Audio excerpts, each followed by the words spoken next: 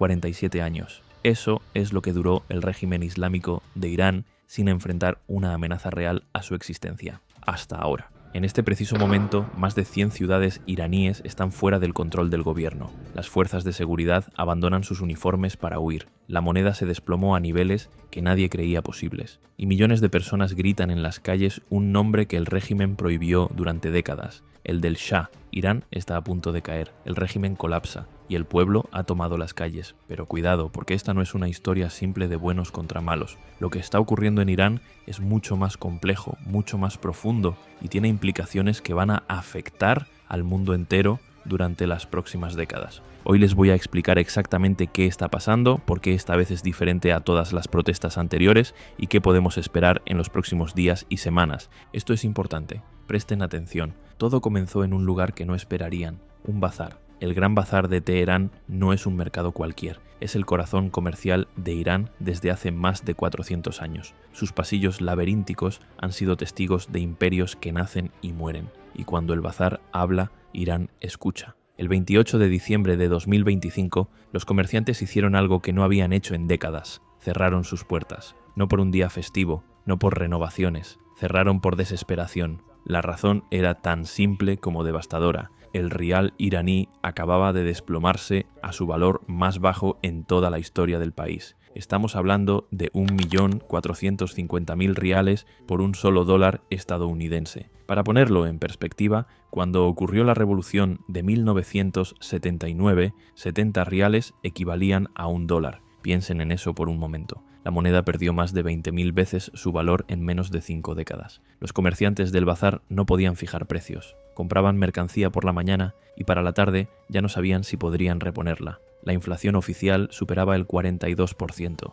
pero en productos básicos como alimentos estamos hablando de incrementos del 70% interanual. La carne se convirtió en artículo de lujo. El gobierno de Irán reconoció que 57% de la población sufre algún grado de malnutrición, no en algún país olvidado del mundo, sino en una nación que se sienta sobre las cuartas reservas de petróleo más grandes del planeta. ¿Cómo es esto posible? La respuesta tiene múltiples capas, pero dos factores destacan sobre los demás: las sanciones internacionales y la corrupción sistémica. Las sanciones que Estados Unidos reimplementó bajo la política de máxima presión estrangularon las exportaciones petroleras iraníes. El país se vio obligado a vender su crudo a través de redes clandestinas, con descuentos masivos, perdiendo miles de millones de dólares en el proceso. El Banco Mundial proyectó que la economía iraní se contraería tanto en 2025 como en 2026. Pero aquí viene lo que verdaderamente enfureció a los iraníes. Mientras ellos pasaban hambre, el régimen continuaba financiando guerras en el extranjero, miles de millones destinados a grupos armados en Yemen, Líbano y Siria. Dinero que podría haber alimentado a familias iraníes terminaba comprando misiles para conflictos ajenos. Los manifestantes lo resumieron en un cántico que resonó por todo el país: ni Gaza ni Líbano, mi vida es para Irán. Las protestas económicas del bazar fueron solo el detonante. Lo que vino después nadie lo anticipó. En cuestión de días, las manifestaciones se extendieron a las 31 provincias del país. Más de 348 localidades registraron protestas, desde las grandes urbes hasta pequeños pueblos que nunca habían visto una pancarta de protesta. Pero lo verdaderamente extraordinario no fue la extensión geográfica, fue la composición de los manifestantes. Estudiantes universitarios marchaban junto a jubilados. Comerciantes caminaban al lado de trabajadores de fábricas. Mujeres jóvenes y hombres de todas las edades se unieron en un coro de descontento que trascendía clases sociales y generaciones. Y entonces ocurrió algo que los analistas consideraban impensable. El régimen perdió el monopolio del miedo. Durante décadas, la Guardia Revolucionaria y las milicias Basij habían sido el puño de hierro que mantenía a la población sumisa. La simple mención de estos nombres provocaba escalofríos. Pero en enero de 2026 las tornas cambiaron. Comenzaron a circular reportes de miembros de las fuerzas de seguridad quitándose los uniformes para huir. Abandonaban vehículos oficiales y se mezclaban con la multitud vestidos de civil. El terror que antes imponían ahora lo experimentaban ellos mismos. ¿Por qué este cambio tan drástico? Porque cuando un régimen no puede pagar salarios, la lealtad se evapora. Los policías y milicianos también son víctimas de la inflación galopante. También ven cómo sus familias luchan para conseguir alimentos básicos, y cuando les ordenan disparar contra manifestantes que gritan exactamente lo que ellos sienten, muchos simplemente se niegan. Esto representa una grieta estructural en el aparato represivo del Estado. Una vez que los soldados cuestionan las órdenes, el edificio del autoritarismo comienza a tambalearse. Las imágenes más impactantes llegaron desde el metro de Teherán. 2 militares uniformados fueron captados portando la bandera del león y el sol, el símbolo de la era prerevolucionaria. Ese acto, grabado y difundido pese a los cortes de Internet, envió un mensaje inequívoco. La cadena de mando se estaba fracturando. Si esta revolución tiene un rostro, ese rostro es femenino. Las mujeres iraníes llevan décadas siendo las principales víctimas del régimen teocrático. Obligadas por ley a cubrir su cabello desde 1983, han sido perseguidas, multadas, encarceladas y en algunos casos asesinadas por negarse a cumplir con códigos de vestimenta impuestos por hombres. El caso de Mahsa Amini en 2022, una joven de 22 años que murió bajo custodia policial por llevar mal puesto el hijab, desató una ola de protestas conocidas como el movimiento Mujer, Vida, Libertad.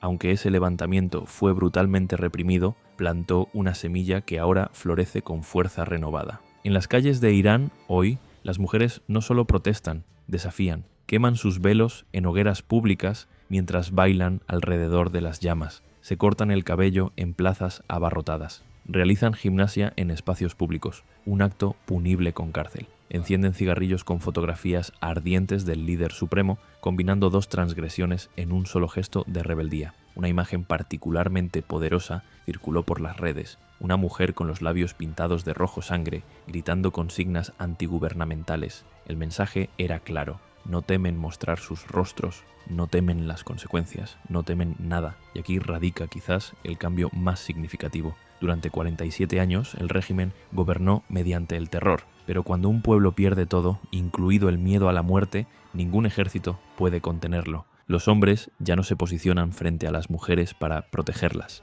marchan a su lado como iguales. Esta transformación cultural es tan importante como cualquier victoria táctica en las calles. En medio del caos, una figura emerge desde el exilio, Reza Pahlavi, el autoproclamado príncipe heredero de Irán. Su padre, Mohammad Reza Pahlavi, fue el último Shah de Irán antes de ser derrocado por la Revolución Islámica de 1979. Durante décadas, la familia Pahlavi ha sido demonizada por el régimen como tiranos corruptos y marionetas de Occidente. Millones de iraníes crecieron aprendiendo a odiar ese nombre. Y sin embargo, algo extraordinario está sucediendo. En las protestas actuales, miles de personas corean consignas monárquicas, ondean banderas con el león y el sol, gritan «Reza Shah, que tu alma descanse en paz», refiriéndose al fundador de la dinastía Pahlavi. ¿Cómo explicar este giro? Para entenderlo, debemos comprender la psicología de un pueblo desesperado. Los iraníes menores de 45 años nunca vivieron bajo el Shah, solo conocen la República Islámica, con sus restricciones, su corrupción, su estancamiento económico y su represión constante. Para ellos,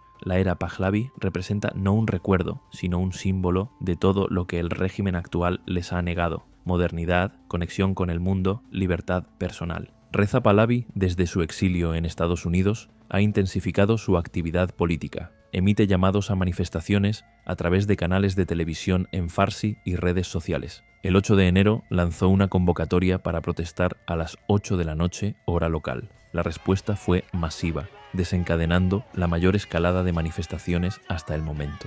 El gobierno respondió cortando internet y las líneas telefónicas en todo el país. Un apagón digital sin precedentes que solo confirmó el pánico de las autoridades. Ahora bien, es importante ser precisos aquí. No está claro cuánto apoyo real tiene Pahlavi dentro de Irán. Los iraníes en las calles pueden estar utilizando símbolos monárquicos más como rechazo total al sistema actual que como deseo genuino de restaurar el trono. La monarquía representa lo opuesto a la teocracia, y eso es suficiente para muchos. El propio Pahlavi ha hablado de una monarquía constitucional e incluso de elecciones libres, donde los iraníes decidan su futuro. Pero entre las declaraciones desde Washington y la realidad sobre el terreno hay un abismo de incertidumbre. Lo que sí es innegable es que su figura ha catalizado las protestas de una manera que ningún otro líder opositor ha logrado, y eso por sí solo representa un terremoto político. Lo que ocurre en Irán no se queda en Irán. Las ondas expansivas de esta crisis se sienten en todo el Medio Oriente y más allá. Durante años, Teherán construyó pacientemente lo que llamó el Eje de la Resistencia, una red de grupos armados y aliados que extendía su influencia desde Líbano hasta Yemen, pasando por Siria e Irak. Hezbolá, los hutíes, diversas milicias chiitas, todos dependían en mayor o menor medida del dinero y las armas iraníes. Pero ese imperio de sombras se está desmoronando. La caída del régimen de Bashar al-Assad en Siria cortó el corredor terrestre que Irán utilizaba para abastecer a Hezbolá. Los ataques israelíes eliminaron gran parte del liderazgo senior de Hezbolá. La detención de Nicolás Maduro en Venezuela cerró canales cruciales de evasión de sanciones y transferencia de fondos. Y ahora, con Irán consumido por protestas internas, la financiación a estos grupos se ha reducido drásticamente. Un policía sin salario en Teherán significa un miliciano sin balas en Beirut. Estados Unidos observa con atención.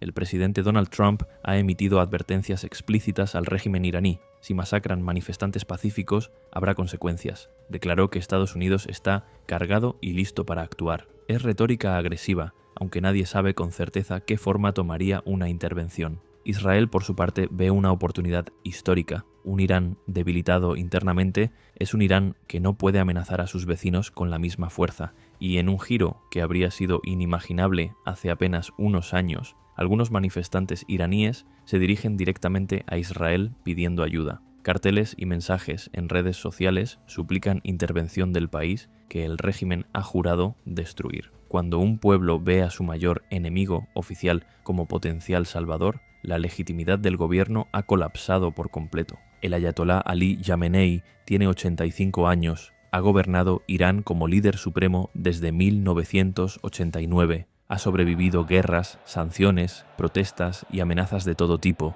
pero nunca había enfrentado algo como esto. Su respuesta inicial siguió el guión de siempre: culpar a Estados Unidos e Israel, llamar alborotadores a los manifestantes, amenazar con represión severa. En un discurso televisado declaró que no retrocedería ante el enemigo y que los vándalos serían puestos en su lugar. Pero hay grietas en la fachada de fortaleza. El presidente Masoud Pezeshkian, elegido en 2024 con promesas de reforma, ha adoptado un tono diferente. Reconoció que la insatisfacción popular es responsabilidad del gobierno y que no hay necesidad de culpar a Estados Unidos. Ordenó investigaciones sobre la violencia policial. Prometió diálogo. Esta divergencia de mensajes entre el líder supremo y el presidente refleja tensiones internas profundas. Pezeshkian carece de control sobre las fuerzas de seguridad que responden directamente a Jamenei, pero sus declaraciones moderadas sugieren que al menos parte del establishment reconoce que la línea dura tradicional ya no funciona.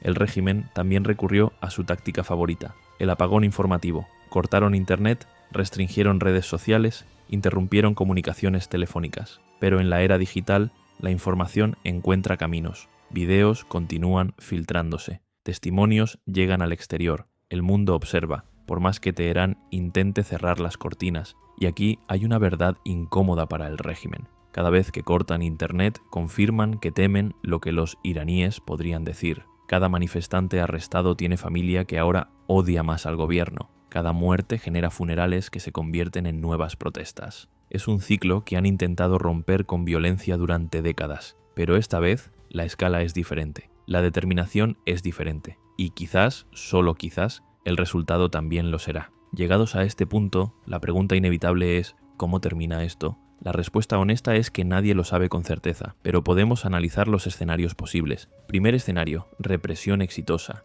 El régimen logra sofocar las protestas mediante una combinación de violencia masiva, arrestos generalizados y control informativo. Esto ha funcionado antes, en 2009, en 2019, en 2022. Pero cada represión deja cicatrices más profundas y genera más resentimiento acumulado. Segundo escenario, colapso acelerado. Las fuerzas de seguridad se fragmentan, las protestas se vuelven incontrolables y el régimen cae en semanas o meses. Este escenario implicaría un vacío de poder peligroso, con múltiples facciones compitiendo por el control en un país con armas nucleares parcialmente desarrolladas y fronteras con países inestables. Tercer escenario, transición negociada. Sectores del régimen reconocen que el sistema actual es insostenible. y negocian una transición ordenada hacia alguna forma de gobierno más abierto. Este escenario requeriría que figuras como Jamenei aceptaran ceder poder, algo difícil de imaginar pero no imposible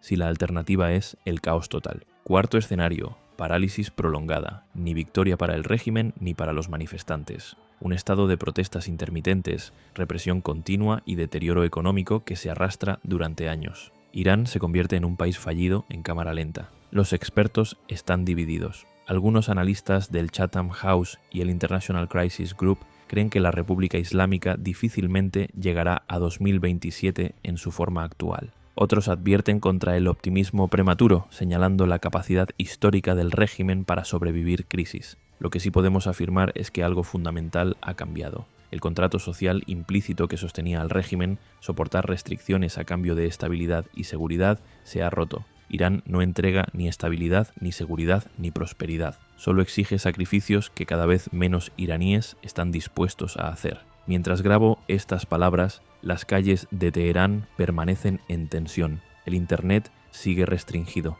Los arrestos continúan. Las cifras de muertos aumentan. Organizaciones de derechos humanos documentan más de 60 fallecidos, incluyendo niños. Pero también hay algo más. Hay iraníes que esta noche volverán a salir a las calles. Hay mujeres que quemarán otro velo. Hay jóvenes que gritarán consignas que sus padres nunca se atrevieron a pronunciar. Hay comerciantes que mantendrán cerradas sus tiendas. Hay soldados que dudarán antes de obedecer órdenes.